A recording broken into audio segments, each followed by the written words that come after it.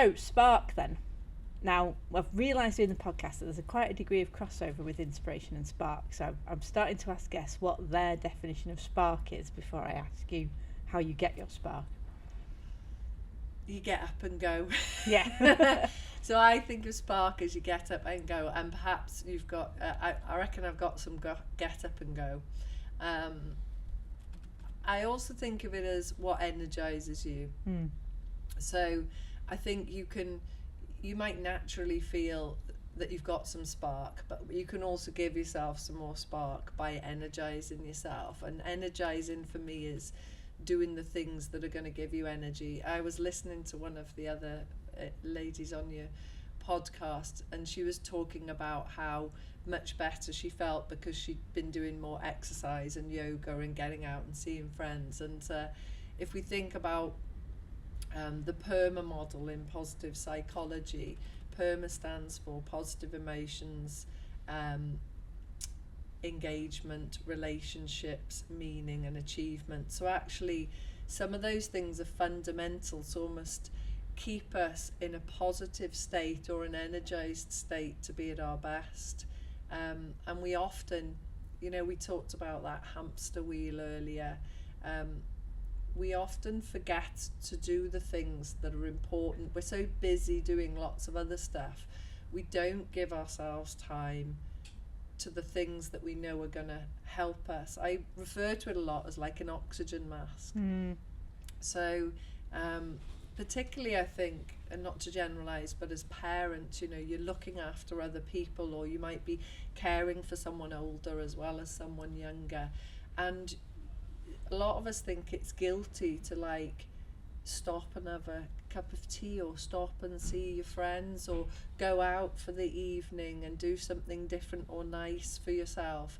But it's actually fundamental. It's a bit like, not only is it the oxygen you need to breathe just to stay alive, never mind to be at your best. If you had a car, or if you're a car and you didn't put petrol or diesel in the car, or electricity as we can today, then the car's not going to run. So it's not a luxury, it's a fundamental thing to invest in your well-being, which energizes you, which gives you a bit more spark. Yeah, that's the thing. They always say you can't give to somebody else if your cup's empty yourself, and the car analogy is very good because I'm guilty of this. It's like my brake pad light's on, for example, in my car, and I know I'll go and get that sorted, but sometimes I've got warning lights in my body, and I don't take any notice of them. So yeah, I like the car analogy. I like the addition of the brake lights. Yeah. Yeah. and the flat tires because you haven't been to pump them up. Yeah. So you always do that, but then you don't do the same for yourself, do you? Yeah, it's true. And so, and how do you inspire your clients to find their get up and go if that's got up and gone? Well, so I love one of the tools that it'll pop up in a lot of coaching if you do coaching, and it's called the Wheel of Life. And really it's about mapping out. It looks like a little pie. It's a wheel and it's chopped up, and you can have as many sections as you want, and it's really good if you name those sections with words that actually resonate with you. But let's take, for example, one of the sections might be health, and you think about, okay, what does good health look like for me? What am I doing today to underpin good health? Where would I like it to be, and what would I be doing differently if I was at it? So let's say you've given yourself a 6 for it, you want to be at 8 or a 9. What are you going to be doing? And so you go through your all areas of your life that you want to cover, and you think about, okay, so where is everything now? What am I noticing is most important to me to make at least one change? Because one change can make a really big difference. What one thing do I want to do or work towards, which will help something on here move towards where I want it to be? And one change can often impact the whole area of life. So let's say deciding to stop at lunchtime if you work and go out and have a walk for 20 minutes. It might end up impacting your well-being, your mental health. You might feel more energized. You might actually be walking with someone, so you're connecting with them, so you feel better, like you've got better relationships. Or you might walk and use the time to talk to someone that you realize you haven't been connecting with as much as you like. So it's about standing back and realizing what one thing to begin with can I do to make a difference to help me move towards where I want to be. Yeah, those small changes are crucial, aren't they? I've actually worked with the Wheel of Life in a very different woo-woo way.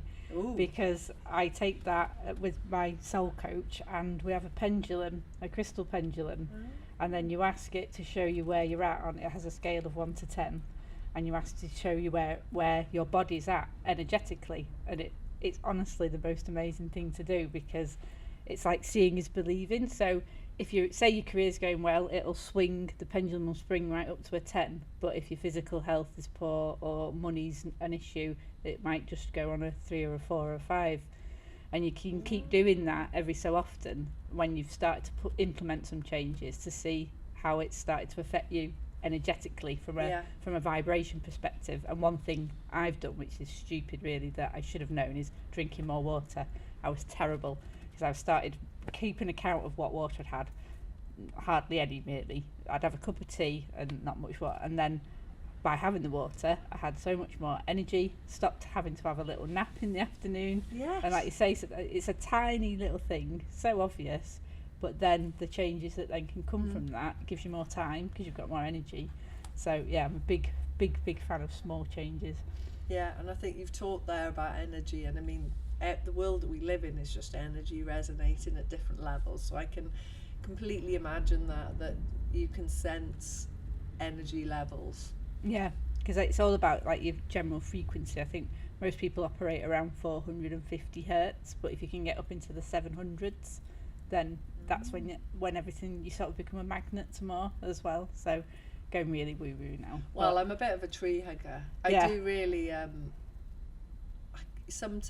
I enjoy doing yoga, and there's a couple of times when I've had a really great yoga session and I felt like my feet, this is woo-woo, we're getting woo-woo now, but I felt like my feet have gone almost through the floor, and I think we were doing like a tree pose, and I genuinely went into this state where I felt like I was a tree, but that was almost like this connection to the energy all around me. So that's very woo-woo, but we are just all energy resonating at different frequencies. Yeah, well definitely. I think that's you connecting to your earth chakra, which does go almost to the core of the earth. So it's great when you have an experience like that though, isn't it?